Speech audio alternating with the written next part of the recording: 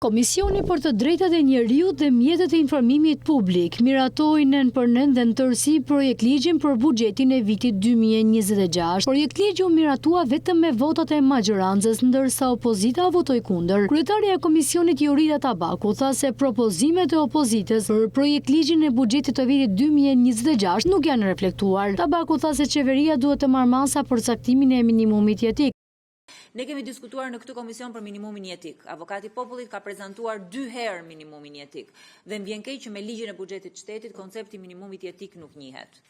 Është shumë e vështirë për një familje shqiptare që të jetojë me pagesën sociale që jep qeveria shqiptare, ndërkohë që shpenzimet për një familje shkojnë në 90.000 lekë të reja.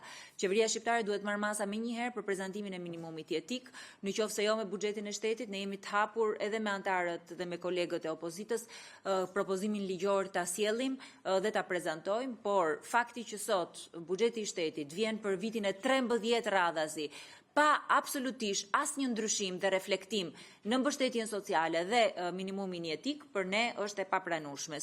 Tabaku ndal edhe tek pensionet, është shprehur se është një element shumë i rëndësishëm për një jetesë dinjitoze dhe drejt kushtetuese. Për mbulimin e shpenzimit të jetesës janë pensionet. Ky buxhet përsëri nuk sjell asnjë politikë të re pensionesh. Bonusi i fundvitit, qeveria ka vendosur që ta shpërndajë për 12 muaj, që nuk i lejon pensionistët që të jetojnë dhe të kenë një jetë dinjitoze dhe nuk i lejon ata të përballen me rritjen e çmimit të shportës. Tabaku shtoi se gjithashtu nuk do të ketë projekt buxhet, nuk ka asnjë reflektim për zgjedhjen e çështjes së pronës. Kjo vjen si rezultat i një ligji të dështuar, i cili është rrëzuar nga gjykata kushtetuese.